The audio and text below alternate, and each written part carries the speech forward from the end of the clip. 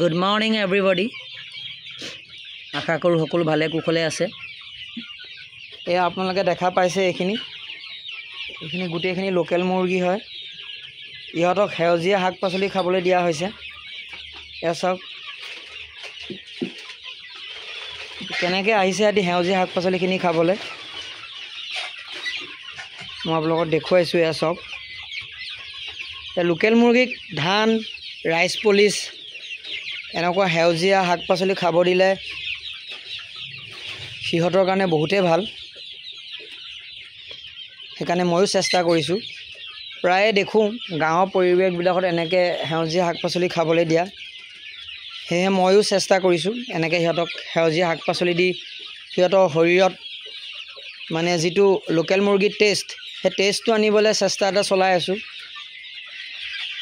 মই সেইকাৰণে আপোনালোকক ভিডিঅ' আকাৰে দেখুৱাবলৈ চেষ্টা কৰিছোঁ যাতে যিসকলে ঘৰত লোকেল মুৰ্গী ফাৰ্ম কৰি আছে তেওঁলোকে এই পদ্ধতিটো অৱলম্বন কৰিব পাৰে, যাৰ কাৰণে আপোনালোকৰ দানাৰ পৰিমাণটো কমি যাব। তেতিয়া যিটো কষ্টিং হয় দানাত সেই দানাৰ পৰিমাণটো কমি যায়।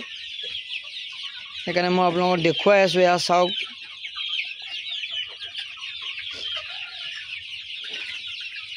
বৰ্তমান সিহঁতি তেনেকৈ ভোকত নাই বাবে তেনেকৈ খাবলৈ ইচ্ছা কৰা নাই, কিন্তু খাব সিহঁতে কিছুমানৰ পাছত। লাহে লাহে আগুৱাই আহিছে বাৰু সিহঁতে। যিহেতু ভিডিঅ'টো আপোনালোকে দেখা পালেই লোকেল মুৰ্গীখিনিক দানাৰ কষ্টিং কমাবলৈ মই কি পদ্ধতি অৱলম্বন কৰিছোঁ। ভিডিঅ'টো চাই আপোনালোকে কেনে পালে মোক জনাব। আৰু আমাৰ যিসকল কৃষক বন্ধু বান্ধৱী আছে তেওঁলোকে এই পদ্ধতিটো অৱলম্বন কৰিব পাৰে। লগত ৰাইচ পলিছ ধান এইবিলাক মিশ্ৰণ কৰি দিব পাৰে। এনেকৈ সেউজীয়া শাক পাচলি লগত মিনাৰেল মিক্সাৰ এইখিনি মিশ্ৰণ কৰি এটা পেষ্ট বনাব পাৰে আৰু সিহঁতক দিব পাৰে। তেনেকৈ আপোনালোকৰ খৰচৰ পৰিমাণটো কমি যায়। তেতিয়া মানে কুকুৰাটো এটা ভাল লাভ বুলি আমি যিহেতু কুকুৰা ব্যৱসায়টো ভাল লাভ বুলি সকলোৱে কওঁ, কিন্তু ভাল লাভ ব্যৱসায় ক'লে নহ'ব, তাক কষ্টিংটো কমালেহে আমি এটা ভাল লাভৰ আশা কৰিব পাৰোঁ। সেইকাৰণে এইবিলাক কষ্টিং কমোৱা এটা পদ্ধতি, লগতে লোকেল মাংসৰ যিটো গুণাগুণ, যিটো লোকেল মাংসৰ যিটো টেষ্ট সেইটো মাংসত যাতে আহে তাৰ এটা ৰাস্তা। ধন্যবাদ।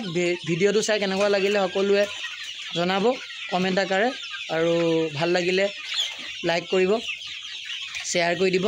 আৰু যদি ইউটিউবত মোৰ ভিডিঅ'টো চাই আছে আপোনালোকে ইউটিউবত মোৰ চেনেলটো ছাবস্ক্ৰাইব কৰি দিব।